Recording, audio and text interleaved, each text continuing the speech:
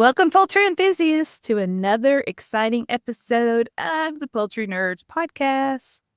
Whether you're raising backyard chickens, diving deep into the science of avian health, or you're just obsessed with all things feathers and eggs, you're in the right place. I'm Carey.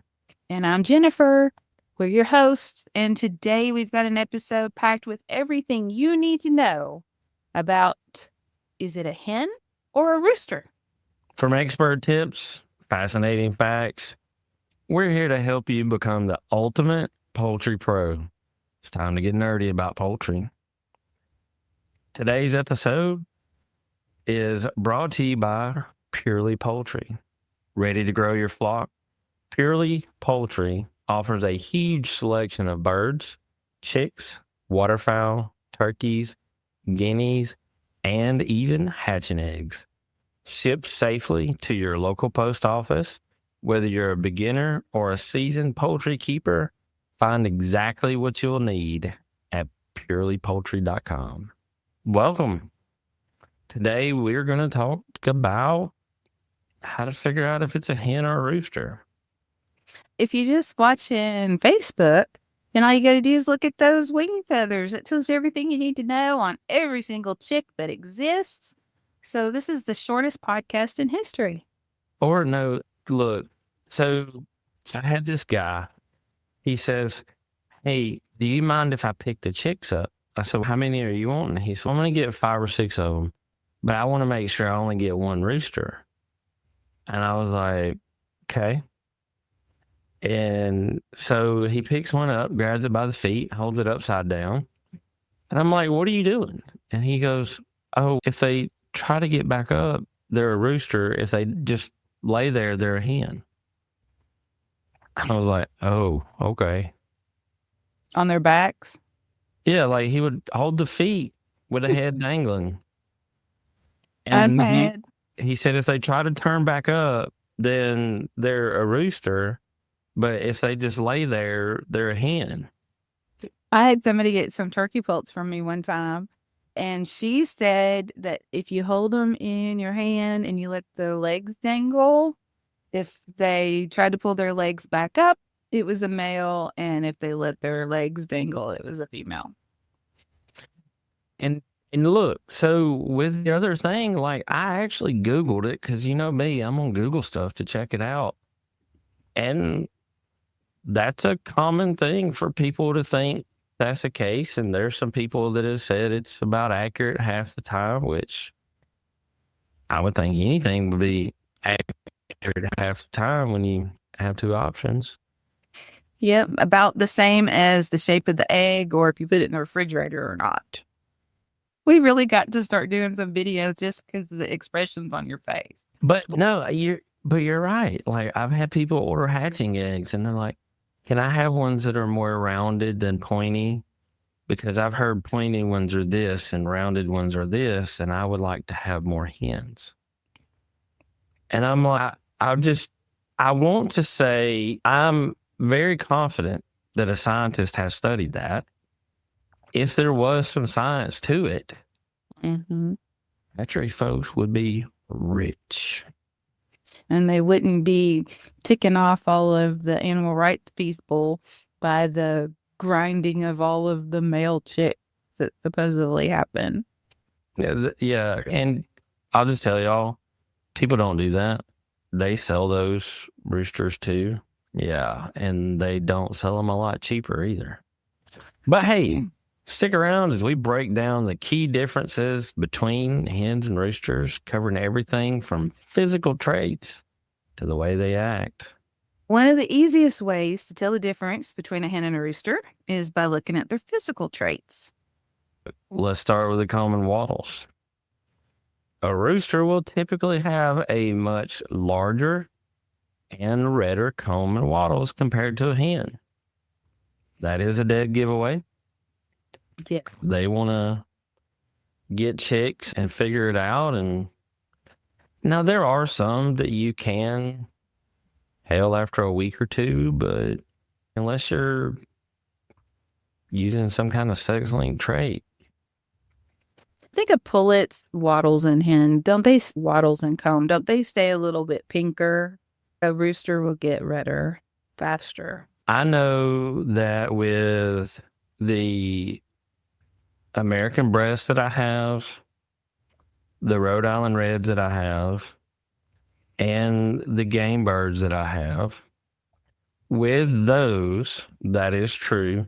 The comb will be more of a dark red on the ones that typically grow up to be the males, and the wattles on the females, they'll be more of a pink color. But I'm not 100% positive that's the case for all breeds. No, the Orpingtons that I have, they'll stay pink. But the breasts, I was looking at them today because I am like anxious for them to start laying eggs. And all of their combs and wattles are red. And they haven't laid the first egg yet. So I do think it's somewhat breed dependent. And I've seen yours, and if you're judging on the size of the comb and wattles, your roosters are very obviously roosters. Mm-hmm. But what about like a Chanticleer? They don't really have comb and wattles. They're bred that way from Canada. Mm-hmm. So, wonder what that does. You're going to have to go by their more muscular legs. I was going to say body size, maybe. Tail feathers. Yeah. Tail feathers, they'll typically be more developed on the roosters because they like to be all bougie and stuff like that. I will say a lot of people also will look for spurs, but even that's not 100% because I have seen rare instances where some breeds of chickens, the hens have spurs too. Mm-hmm. I think for the most part, you're going to be looking at their hackle feathers and their sickle feathers. If we're talking about a little bit older birds. But even then, you got to know what the bird is. Yeah. Because I would think some would be different. I don't know. Let's talk about behavior. Can say one of the biggest giveaways about 4 months down the road is going to go with number one, who's crowing. But even then, some people will swear that they have hens crowing. I would say until you see somebody on somebody else's back. Or an egg. Or an egg. And that all goes to being a good poultry nerd and knowing your flock and knowing their characteristics. Yeah. Because a lot of this stuff does vary based on breeds. You've also can tell by aggression levels, but let's be honest, most breeders don't keep aggressive anything. They'll get rid of it because they don't want aggression in their flock. So, a good thing. Yeah. I have seen aggressive pullets. You want to hear a funny story? Of course. We were having to downsize all the birds when we moved out here because we moved from about an hour away. And we went out there one day and we harvested all of the males. I was only going to bring the hens with us. So I harvested all of them. Go to bed. Get woken up the next morning by a crowing rooster. Cock-a-doodle-doo. So I go out there and I'm looking and he's just standing there looking at me. And that bird was a hen for like close to a year. And I would have sworn, I would have lost money on a bet that was a hen. And overnight, because there was no competition, he turned into a rooster. And he was a Lemon Cuckoo Orpington, absolutely beautiful bird. And we called him FDR after that. We kept him for several years, but we called him FDR, Faux de Rooster. And say, like, finally, I'm in charge. He was huge, too. Like, he was the size of a hen the night before. And the next morning, he was like 4 pounds heavier. and he had a comb and he was crowing. And I am not making this up. Holy cow. I mean, he was in charge. That is crazy. So yeah. Yeah. So it happens even to the best of us. He's hiding it pretty well. Yep. So why does it matter if you have a hen or a rooster? So I got to say this, there's a large number of people, and this is why I love a certain backyard group, because I like entertainment and I find some stuff comical. But there's some people that only want eggs. And those of us that know that they don't need a rooster, they can have a hen and just have eggs. I'm outside the city, but I have a lot of customers that will come to me from the city to buy a small coop, because this time of year, everybody wants to be a homesteader and they want to save the biggest jokes. They want to save money on eggs. And they're like, they want to get some hens. And I'm like, okay, here you go. Here's your little coop. And they're going to raise chickens. I love it. Mm-hmm. It's like in the city, if I'm not outside of Birmingham, but if you're like in the Hoover area or the Vestavia area, you're allowed to have up to 6 hens, but you cannot have a rooster per city code. Mm-hmm. So that would be one reason, with the legal restrictions, noise complaints, or whatever. If you're not going to breed, you just want eggs. You don't need one either. Mm-mm. No. And if you have too many of them, they're going to fight with each other for dominance. Unless you get a really submissive one like FDR. Like, I have a coop that is a 10 foot by 12 foot. I have 3 roosters in there and about 18 to 20 hens. And it's a tractor. It gets moved very often. And people are like, those roosters are huge. You don't have aggression problems? Like, no. The aggression problems have long been in a crock pot or something. Then that, like these, I went down there one night to go check on them, and 2 of the roosters were actually on a pole roosting side by side, like they were homies. So it is possible for them to get along, but I would also venture to say that if I had 3 roosters and 3 hens, or 2 hens, they may not get along as well. No. They're not going to. You need to. That's where culling comes in. That's where not having too many chickens comes in handy. Because some people... I do not understand what you're saying. Okay, we don't see the thing.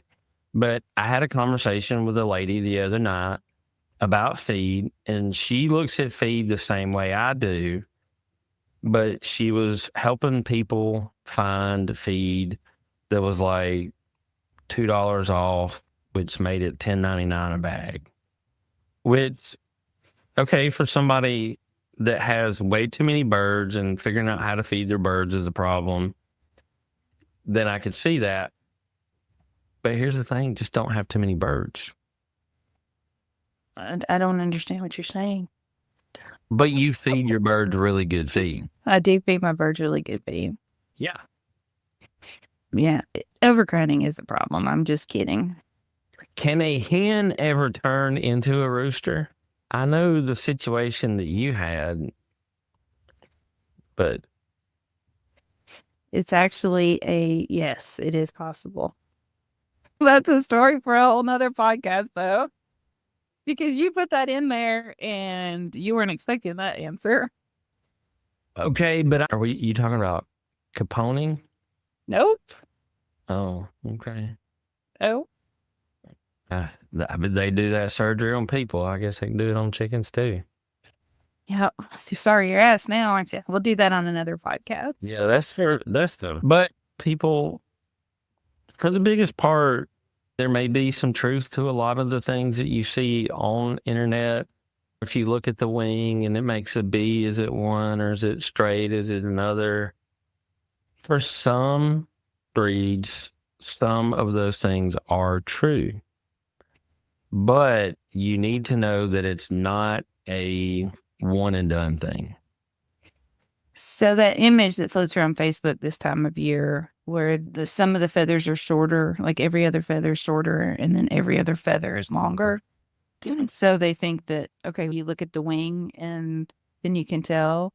That picture was actually part of a very long article that I can post on the website for reference, but that is only accurate on certain breeds, and they have to be a fast feathering breed.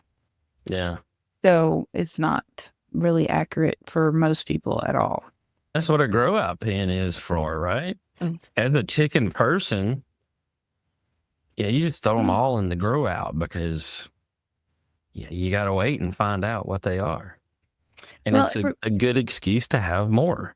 If you want to know when they're chicks, then you really need to know your birds. And if you just bought the chicks at the box bin store or whatever, then you're not going to know.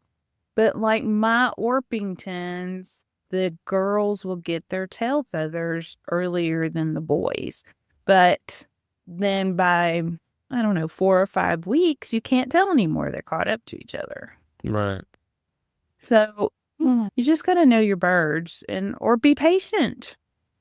And I'll say this, I've seen a lot of people posting, hey, does anybody know where a certain store that starts with a tractor has pullets?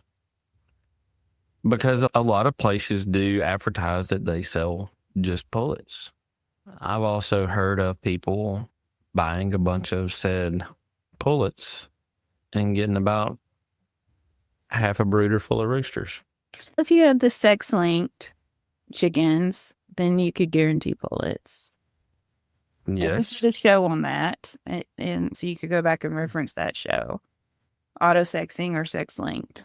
Yeah, that was actually a pretty good show. I learned about a couple of different things that could be sex-linked that I didn't think about. So if you want to make a link and find out, you could do that. That we didn't mention on the chick, if you watch their behavior, a male will stand upright a little bit more. And a female's back will be more horizontal. Like when you look at breed standards, the rooster stands up more, but the females, like on a Rhode Island Red, if you look at their back, it should essentially be a brick with feathers going this way and a head up this way. That's a wrap for today's episode. If you learned something new, give us a subscribe, share, and leave us a review. And as always, happy chicken keeping.